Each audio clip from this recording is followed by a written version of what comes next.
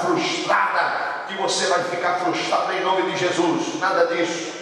Você vai chamar esse povo, vai dizer: Deus vai me dar vitória. Deus, Ele vai me abençoar. O meu Deus que me fez entrar nessa crise, Ele vai me dar vitória diante dos meus inimigos. No capítulo 18, versículo 24, Elias fez a terceira decisão. Primeira decisão, ele chamou o povo. Segunda decisão, ele anunciou o que Deus ia fazer para o povo. Terceira decisão que Elias teve que fazer está no capítulo 18, o versículo de número 24. A palavra de Deus diz o seguinte: aleluia, então invocai o nome do vosso Deus.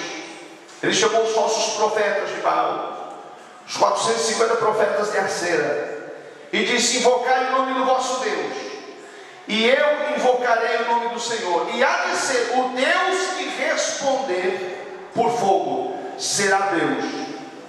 Aleluia, Senhor. E aí aquelas pessoas que estavam lá, que não tinham respondido nada, disseram: é boa esta palavra. Aleluia. Tem gente que olha para nós assim e quer ver o circo pegar fogo. Tem gente que olha para nós assim, e quando a gente cai, quando a gente tem um problema, quando a gente tem uma dificuldade: eu sabia que ia acontecer isso. Eu sabia que isso ia ser um derrotado. Eu sabia que isso ia ser um frustrado. Sabia que essa mulher ia ser uma mulher frustrada.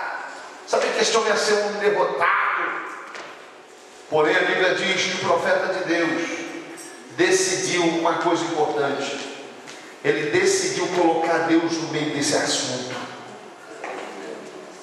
Aleluia. O Deus que responder vai ser o Deus verdadeiro. Aleluia. Glória a Deus. Você tem que confiar que Deus, Ele vai te responder. Amém. Você vai ter que confiar que Deus, Ele vai te responder. Chame o povo e digam assim: olha, vocês vão ver a minha vitória. Vocês vão ver a minha vitória. Vocês vão ver a minha exaltação.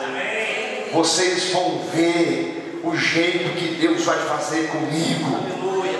Olha, irmãos, vocês estão lembrados? Elias disse assim: olha, o Deus que responder por fogo, esse vai ser o verdadeiro Deus. Ele fez 3 decisões: inventou os falsos profetas, ele chamou o povo e ele colocou Deus no meio do problema. Segunda coisa importante que nós vamos notar agora na crise: Elias, ele teve que localizar aonde que estava o problema. Ele teve que localizar aonde estava a crise para poder enfrentar ela sem dar rodeios.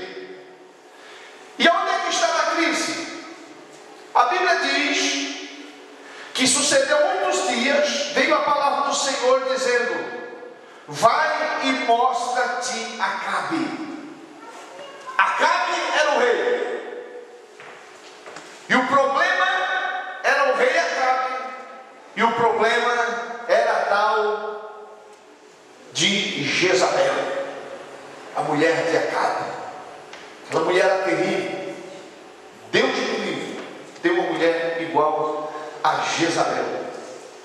Foi comida pelos cães. A mulher era ruim, irmão. Era osso de quinta. Mas era ruim aquela mulher. Ou mulher malvada, mulher ruim, né? Outro bufu, coisa ruim, coisa que não prestava. Era a tal de Jezabel. Aquela mulher conseguiu contaminar o reino todo, conseguiu desviar Acabe, conseguiu tirar o culto a Deus, ela conseguiu destruir tudo. Agora escute, irmãos, a crise estava em Samaria e a crise estava no reino de Acabe, e Elias sabia quem era a tal de Jezabel. Jezabel não era flor que se cheirasse morria na hora. Era ruim a mulher. Agora, irmãos, foi esta mulher aqui que infernizou a vida desse profeta. E esse profeta, Deus chama ele e diz: vai lá no reino de Acabe, vai lá e fala para Jezabel, vai lá e profetiza contra aquele povo, porque porque eu tenho algo para fazer no meio desta nação. Eu vou restituir essa nação. Eu quero abençoar esta nação. Eu quero restituir a vida espiritual desta nação. Deus quer restituir esta Itália. Deus quer restituir os cultos que eram feitos há 1000 anos atrás. Deus quer restituir a vida espiritual do povo de Deus.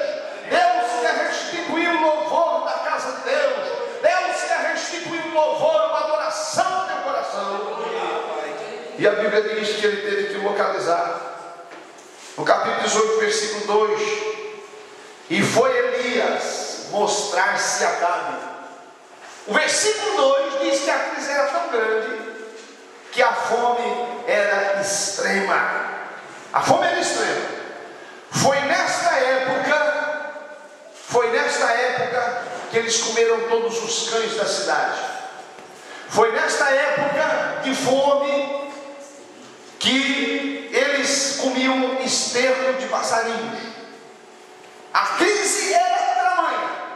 Irmão, nós aprendemos quando era militar que a gente no deserto, a gente podia cavar um pouco na areia, cava na areia, pode colocar um saquinho plástico embaixo, um saquinho plástico, e coloca pedras.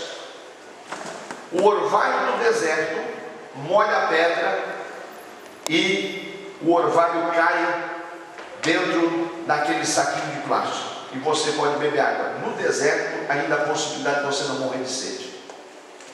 Escute só. Só que a crise de Samaria era tão grande que não tinha nem orvalho e nem chuva.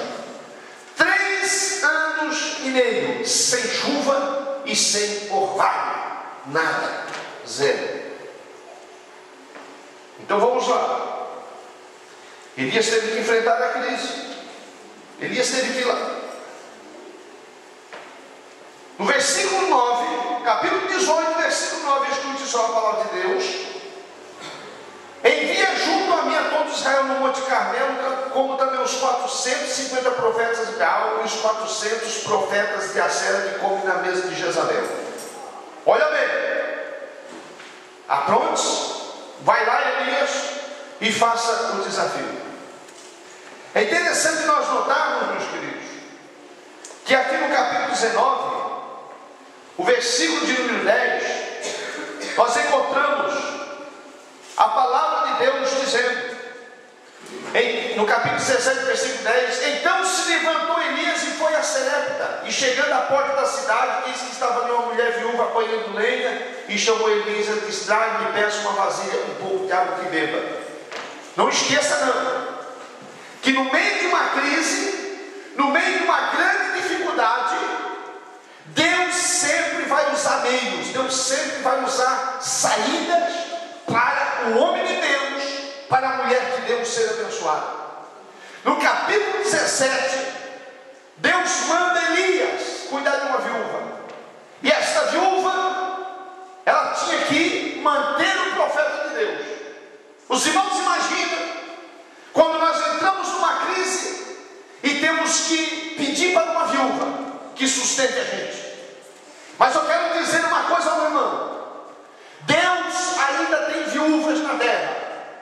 Deus ainda tem corvos na terra para sustentar o povo de Deus, para abençoar a tua vida.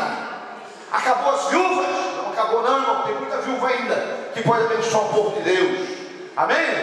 E eu sei de fonte segura, viu, irmão? Que aqui na Itália as viúvas, quando morrem, deixam muita riqueza para a igreja.